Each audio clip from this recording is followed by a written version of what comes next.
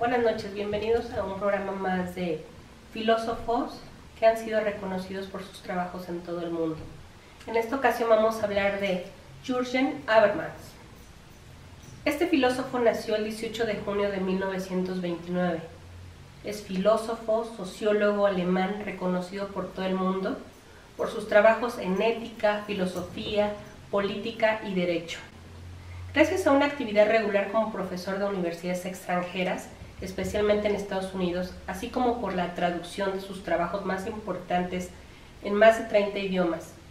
Sus teorías son conocidas, estudiadas y discutidas en el mundo entero. Habermas es el miembro más eminente de la segunda generación de la Escuela Frankfurt y uno de los exponentes de la teoría crítica desarrollada en el Instituto de Investigación Social. Entre sus aportaciones destaca la construcción teórica de la acción comunicativa y la democracia deliberativa, que vamos a hablar más adelante acerca de estos temas. En 1953 publicó su primer artículo, que se llamó Una recensión crítica de la obra de Heidegger, Introducción a la metafísica, que tituló significativamente Pensar con Heidegger contra Heidegger. En los siguientes años se ganaría la vida mediante colaboraciones con la prensa. De 1954 a 1959 fue ayudante y colaborador de investigación social de Frankfurt. En 1960 defendió en Marburgo, bajo la dirección de Wolfgang, su escrito de habilitación centrado en las transformaciones estructurales de la noción de la esfera pública. Entre 1964 y 1971 ejerció como catedrático en la Universidad de Frankfurt, convirtiéndose en uno de los principales representantes de la segunda generación de la teoría crítica. En 1968 publicó Conocimiento e Interés, libro que le concedió una enorme proyección internacional.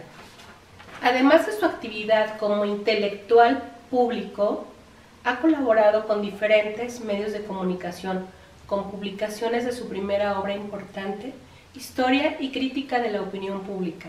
Junto con esta obra hay otros ensayos que destacaron como Teoría y Praxis, Conocimiento e Interés, Ciencia y Técnica, como Ideología y Problemas de Legitimación en el Capitalismo Tardío, Teoría de la Acción Comunicativa, el Discurso Filosófico de la Modernidad, Pensamiento Postmetafísico, Conciencia Moral y Acción Comunicativa, Factibilidad y Validez, y el conjunto de los ensayos que recogen sus trabajos en publicaciones periódicas. Es uno de los filósofos y sociólogos vivos más importantes de la actualidad. Vale la pena decir que tiene 89 años cumplidos.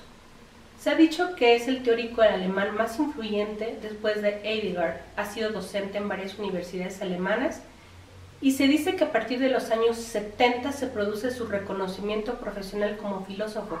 Recibe el premio Hegel en la ciudad de Stuttgart, 1974. Desde la década de los 80 ha recibido distinciones importantes en todo el mundo. Entre los diversos honores destacan los doctorados honoris causa de la Northwest University en 1991 y de las universidades de Tel Aviv, 1994, de Bolonia, 1996, de Soborna, 1997, Cambridge, 1999 y Harvard, 2011. El Premio a la Paz de los Liberos Alemanes y en 2003 el Premio Príncipe de Asturias. En este momento les voy a compartir un poco de cuál fue su pensamiento y sus aportaciones de Habermas. De los más importantes que voy a destacar es la crítica habermasiana al positivismo social y científico. Habermas se percata que la racionalización que ha acompañado a la modernidad ha conducido a un mundo más productivo, condenándola a la racionalidad de las creencias y de los valores, sobre los que actuaban prejuicios ideológicos, sobre los que según el positivismo no podrían realizarse con certeza. Segundo, los intereses rectores del conocimiento. Considera que el ser humano inicia su conocimiento a partir de ciertos intereses arraigados en su propia naturaleza.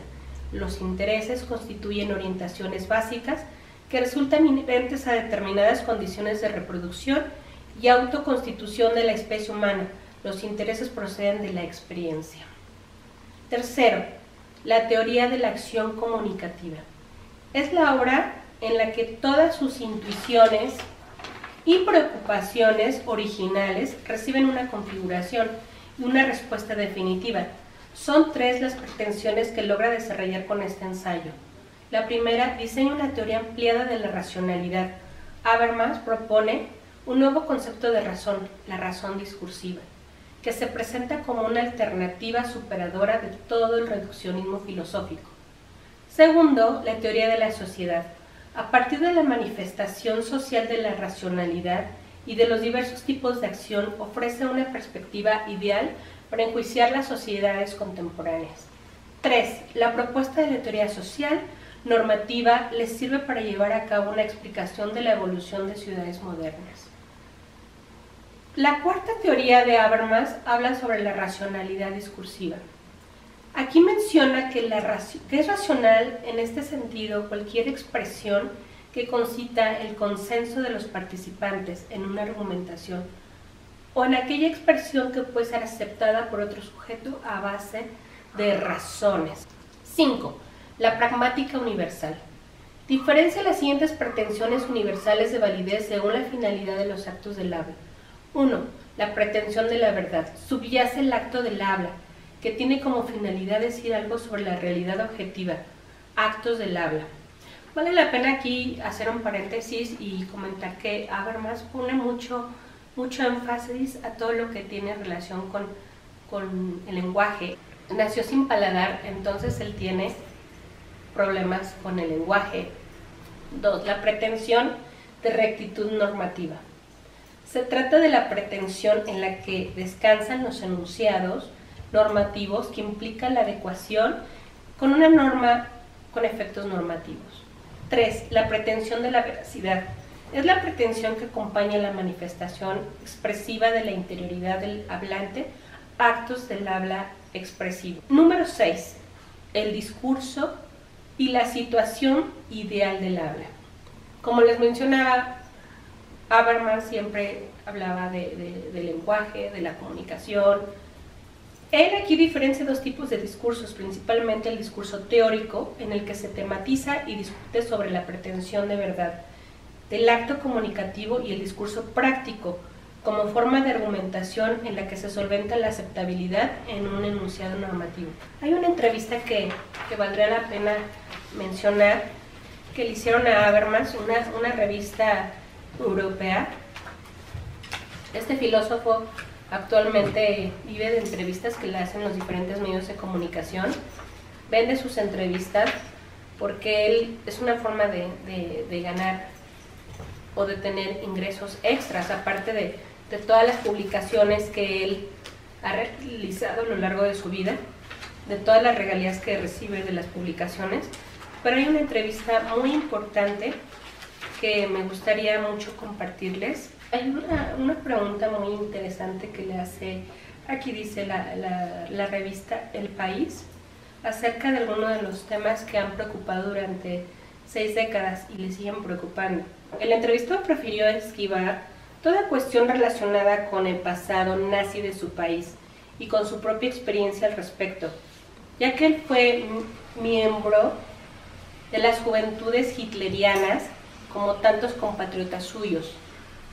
Obligado. Habermas está enfadado, sí, dijo, sí, sigo enfadado con algunas de las cosas que ocurren en el mundo. Eso no es malo, ¿no? Bromea. La primera pregunta que le hace esta revista El País, le dice, profesor Habermas, se habla mucho de la decadencia de la figura del intelectual comprometido. ¿Considera justo ese juicio? ¿No es a menudo un mero tema de conversación entre los propios intelectuales? Habermas contesta, para la figura del intelectual tal como la conocemos en el paradigma francés desde Zola hasta Sartre y Bourdieu, fue determinante una esfera pública cuyas frágiles estructuras están experimentando ahora un proceso acelerado de deterioro.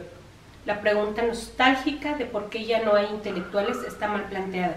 No puede haberlos si ya no hay lectores a los que seguir llegando con sus argumentos.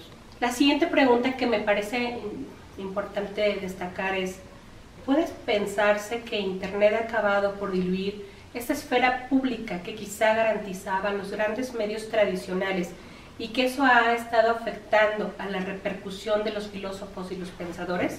Habermas contesta: sí, desde Heinrich Heine la figura histórica del intelectual ha ganado altura de la mano de la esfera pública liberal en su configuración clásica.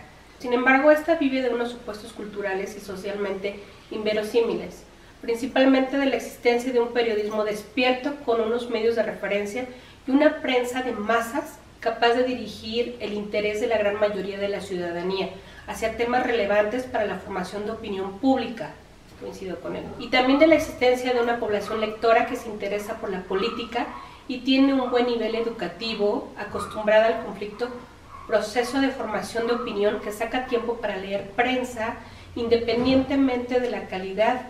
Hoy en día esta infraestructura ya no está intacta, si acaso que yo sepa se mantiene en países como España, Francia y Alemania, pero también en ellos el efecto fragmentador de Internet ha desplazado el papel de los medios de comunicación. En este caso, entre las nuevas generaciones, antes de que entrasen en juego esas tendencias centrífugas y atomizadoras de los nuevos medios, la desintegración de la esfera ciudadana ya había empezado con la mercantilización de la atención pública.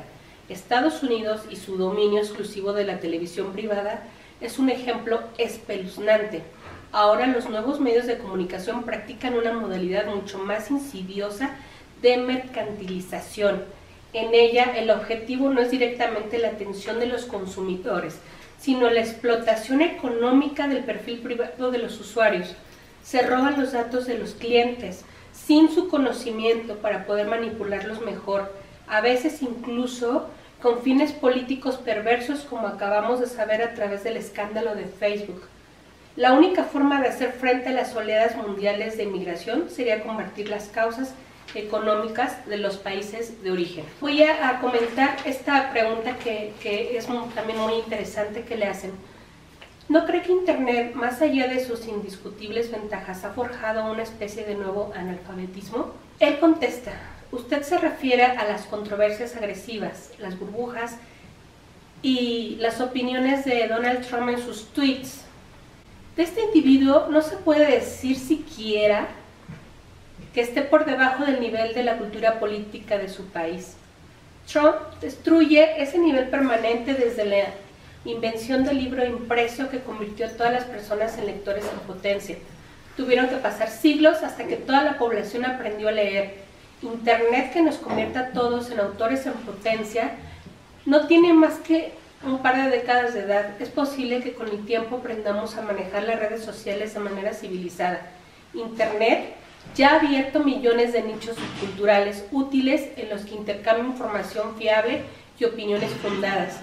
Pensemos no solo en los blogs de científicos que intensifican su labor académica por este medio, sino también, por ejemplo, en los pacientes que sufren una enfermedad rara y se ponen en contacto con otra persona en su misma situación de continencia o de un continente a otro para ayudarse mutuamente con sus consejos y su experiencia. Yo soy demasiado viejo para juzgar el impulso cultural que originan los nuevos medios.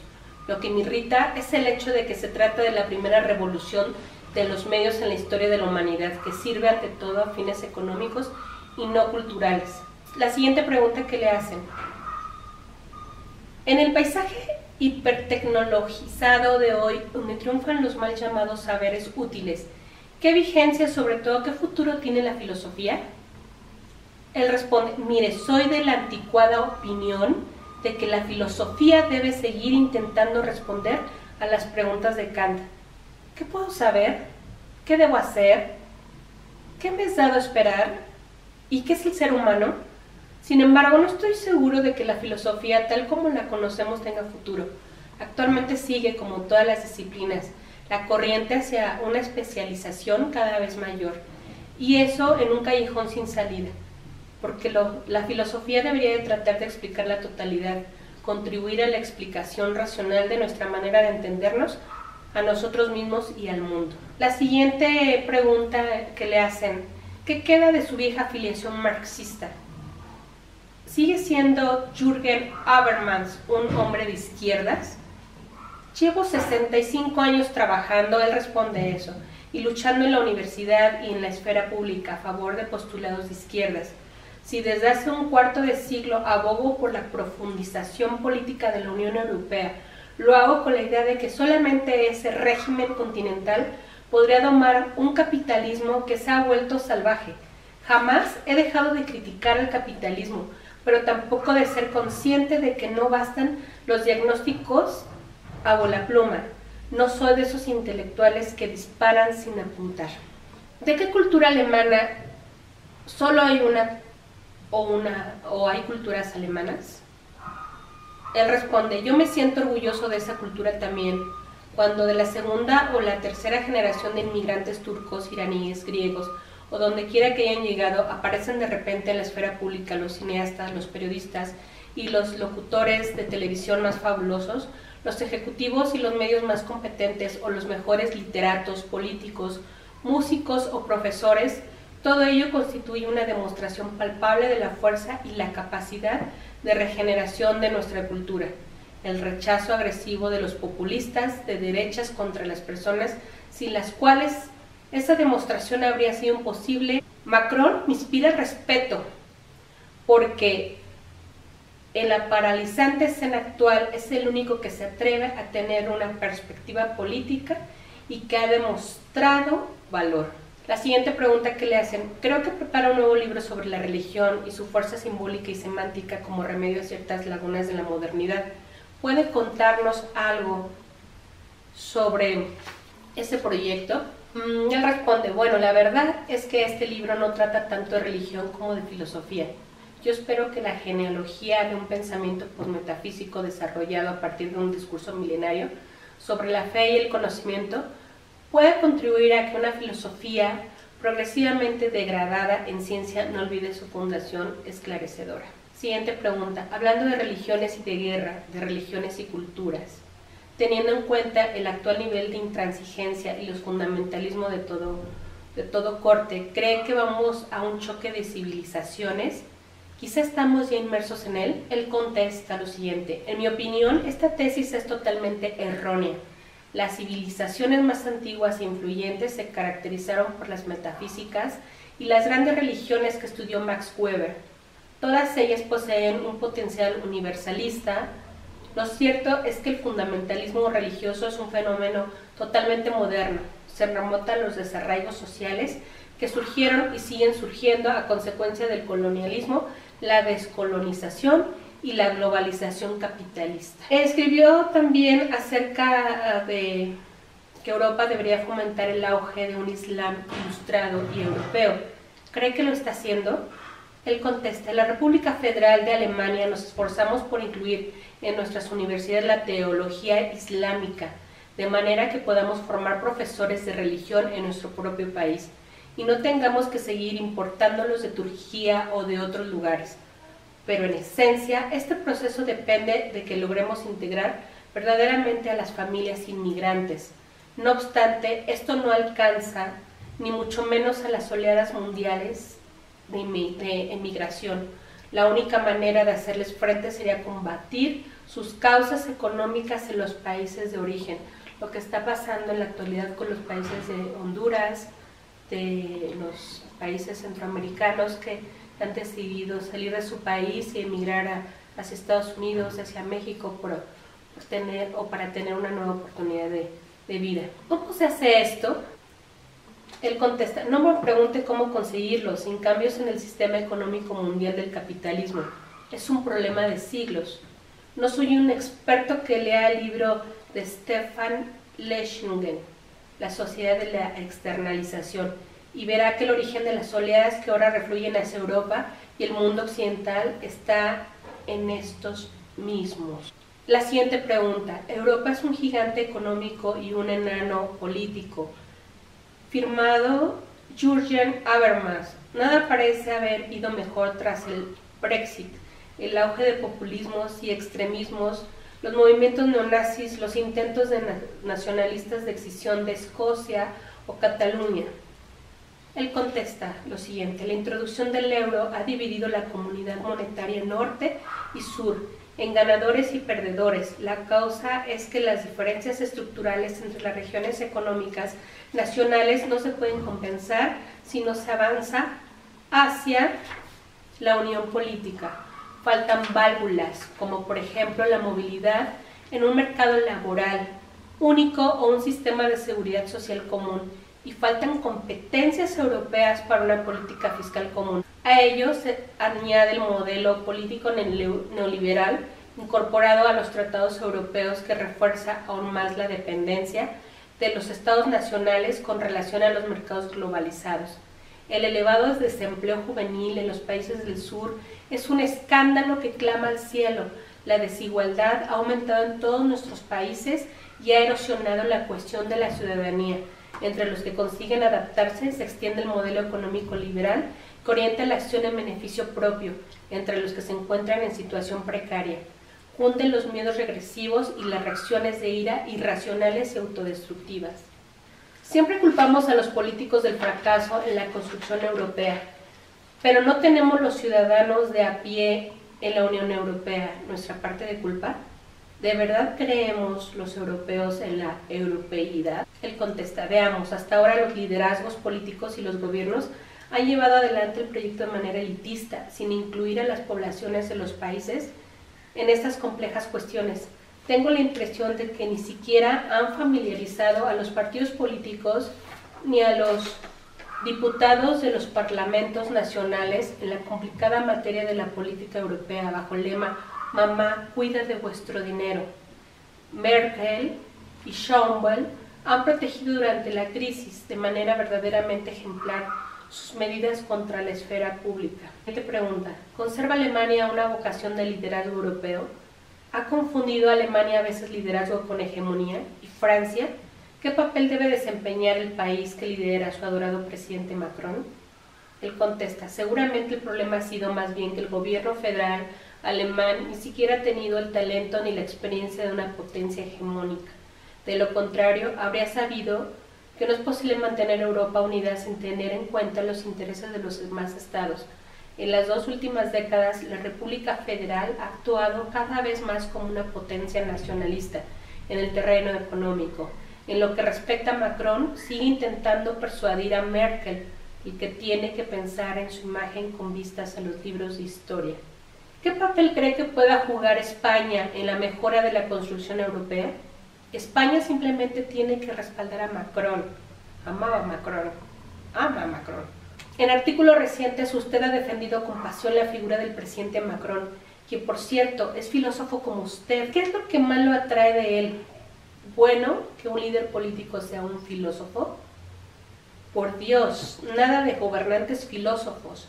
No obstante, Macron me inspira respecto porque en la escena política actual es el único que se atreve a tener una perspectiva política que, como persona intelectual y orador convincente, persigue las metas políticas acertadas para Europa, que en las circunstancias casi desesperadas de la contienda electoral demostró valor personal y hasta ahora, desde su cargo de presidente, hace lo que dijo que iba a hacer. Y en una época de paralizante pérdida de identidad política, he aprendido a apreciar estas cualidades personales en contra de mis convicciones marxistas. Aquí me llama mucho la atención lo que comenta acerca de que Macron ha demostrado hacer lo que dijo que iba a hacer. Yo creo que si en México o en la mayoría de países nuestros gobernantes hicieran lo que prometen, nuestro país sería distinto. Sin embargo, es imposible por ahora saber cuál es su ideología, en el caso de que la tenga. Él contesta: sí, tiene usted razón, hasta la fecha sigo sin ver claramente qué convicciones subyacen tras la política europea del presidente francés. Me gustaría saber si al menos es un liberal de izquierdas convencido, y eso es lo que espero. Para cerrar este trabajo, que me resultó bastante interesante, me encantó ya la entrevista de Habermas, me gustó mucho cómo responde. La verdad es una persona que es muy coherente con lo que dice. Me gustó muchísimo esta frase que dice: sospecho que debería introducir otra forma de separación de poderes. También pienso, por supuesto, que tales transformaciones de las instituciones políticas deben realizarse en el marco de los principios constitucionales. hoy reconocidos, fundándose en el contenido universal de estos principios. Otra frase que me gusta es: la felicidad no puede ser producida intencionalmente y puede ser promovida solo de manera muy directa. El poder, el dinero y más concretamente los mercados y la administración se apoderaron de funciones integrativas que antes eran desempeñadas por valores y normas consensuales o incluso por procesos de construcción de un entendimiento. Y por último voy a citar esta frase que dice: el capitalismo ofrece una legitimación del poder que ya no baja del cielo de las tradiciones culturales, sino que puede obtenerse desde la misma base del trabajo social. Muchas gracias.